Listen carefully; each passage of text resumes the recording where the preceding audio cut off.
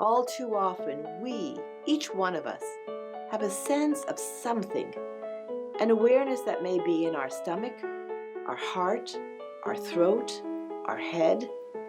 We had a sense that we ignored and later regretted. Thank you for joining me for a few moments of your time. Let me ask you, do you know your strengths? Do you know what stops you from using your strengths? Do you know how to influence others to assist them in getting what is wanted, needed, or missing? I'm Dorothy Siminovitch, and author of the Gestalt Coaching Primer, The Path Towards Awareness IQ, which I wrote to help answer these very questions I just asked you.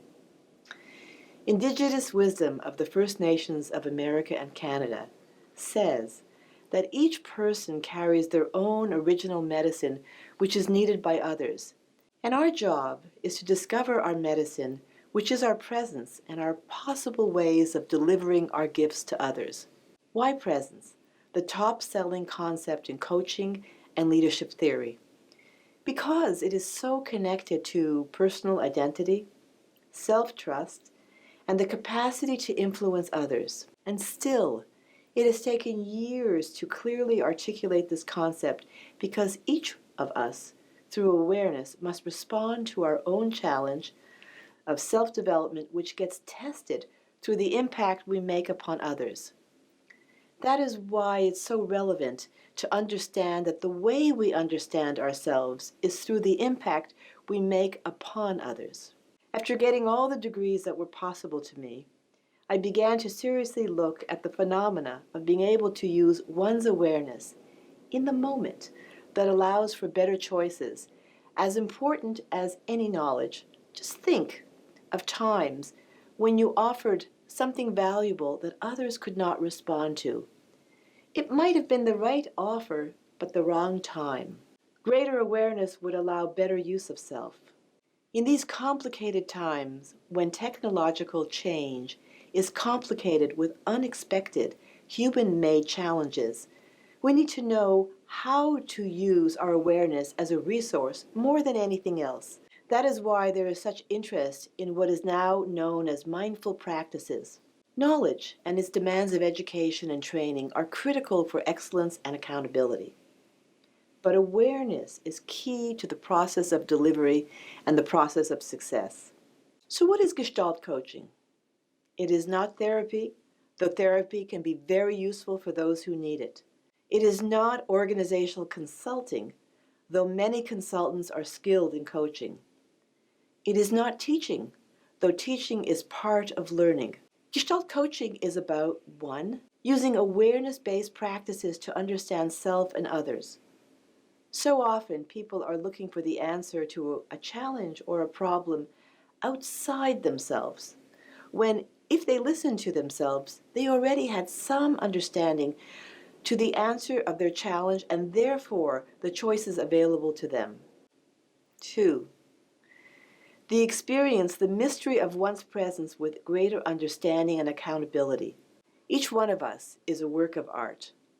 But how often are we aware of whether we are embodying our values, our energies, and strengths? Are we aware of what we evoke in others, which we rarely get to understand, though we need to know? 3. How with intentionality and responsibility are we able to intervene to influence others? How effective are we in offering our observation, which is different than opinion, which is different than feedback or inquiry? Masterful use of self benefits from understanding those distinctions. How do we provoke what is needed, wanted, or missing? 4. The ability to perceive boundaries between self and others and how to use those boundaries to influence at the individual level or larger levels of system. It may sound simple, but leaders need to be master in influencing groups of people, and therefore coaches need to understand the processes involved in how to intervene across the levels of system. All of us live in human systems, but few of us are taught how to intervene at the group level or beyond the individual level.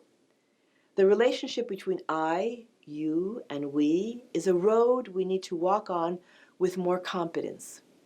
And 5, when you think about your presence, how different are you from others? Your job is to be aware of your gifts while also managing the differences between yourself and others. One of my colleagues calls this the Personal Weirdness Index, or PWI. If you are clearly aware of what you offer others, you might also become more aware of the range of differentness you are expressing. Your job is to keep your gifts strong while difference are being managed. If your differences are stronger than your gifts, the PWI becomes too large and your effectiveness declines. Again, more of these challenges are within your ability to influence than you may be aware of. The American poet Walt Whitman says, "We convince by our presence." So what is the message you are always sending others, and are you aware of it? As we close, what are you more aware of that you want to strengthen in your masterful use of self? Will you allow yourself?